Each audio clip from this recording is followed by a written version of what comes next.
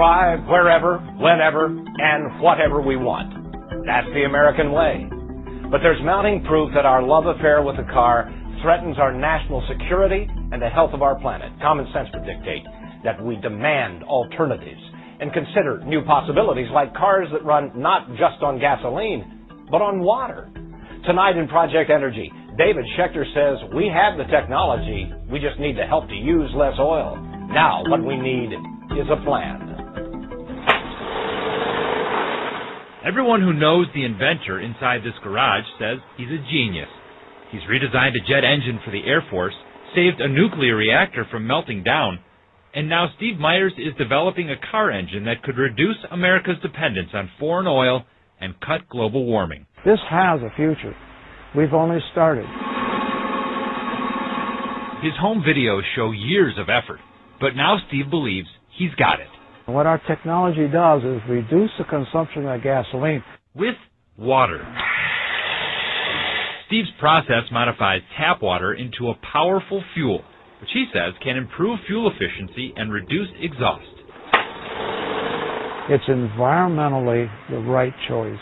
It might be a long shot, but something's got to be done. The world consumes an Olympic-sized swimming pool full of oil every 15 seconds. That's nearly 250 times in an hour. And most of it is used for transportation. America represents 4% of the world's population, but we use about a quarter of the world's oil, much of it for driving people and products where they need to go. In this country, transportation accounts for almost 70% of all the oil we use. You win the energy war by addressing transportation. Matt Simmons leads the world's largest energy investment bank based in Houston. It's the single most important issue facing the world over the next 50 years. So what can we do about it? We've got to get deadly serious about fuel efficiency. Randy Udall spoke to Don Shelby. Udall is a leading advocate for renewable energy and efficiency based in Aspen, Colorado. He says we can improve our gas mileage by using the technology we have today. We know how to make vehicles now that get 40, 50, 60, 70, 80 miles to the gallon. They don't need to be small. They don't need to be unsafe.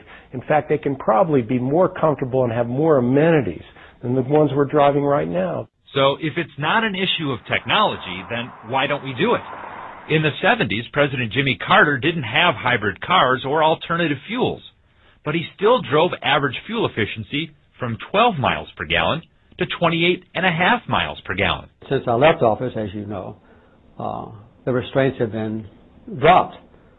So now the average automobile efficiency, it's dropped down about like it was when I became president almost 25 years ago. It's powered by the heavy-duty 6-liter. It's dropped in part because of the SUV, a vehicle America fell in love with when gas was cheaper. But heavier vehicles like SUVs are exempt from tougher fuel efficiency standards, and there are millions of them on the road. There's a middle ground. Dr. Ken Keller is a former president of the University of Minnesota, where he now teaches energy policy.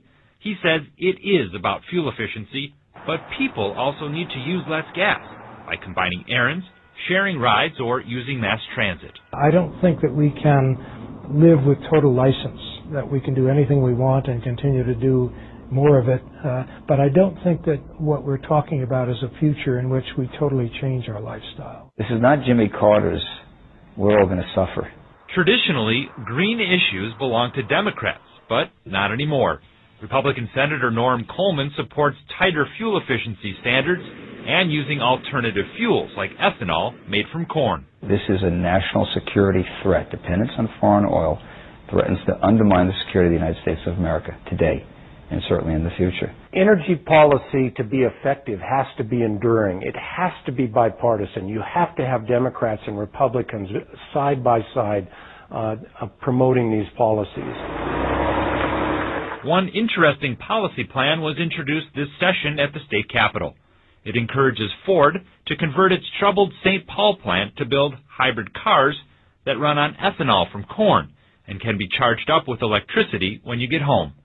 Fuel efficiency could be well over 100 miles per gallon, all with available technology. Ford is not yet convinced. It's inevitable that we will someday have a motor fleet that gets 40 miles to the gallon. And if it's inevitable, we ought to be doing it sooner rather than later. Steve Myers says eventually his gas-saving invention could be retrofitted onto almost any kind of vehicle. We have the science, we have the knowledge. All we need to do is put it together and use it. And if we already have what we need to get started now, he says, just imagine what's next. Automobiles and trucks are, of course, the biggest gas guzzlers, but I think this clip from the Science Museum of Minnesota will help open your eyes as to how air travel contributes to this problem as well. It shows 1 day of air travel in the United States. Each line represents a single flight, and as the screen fills up, you start to get the idea. Just as we drive more than the rest of the world on, we also fly more. That looks like a lot of fuel. 19.5 billion gallons of fuel every year. Thanks, David. Amelia.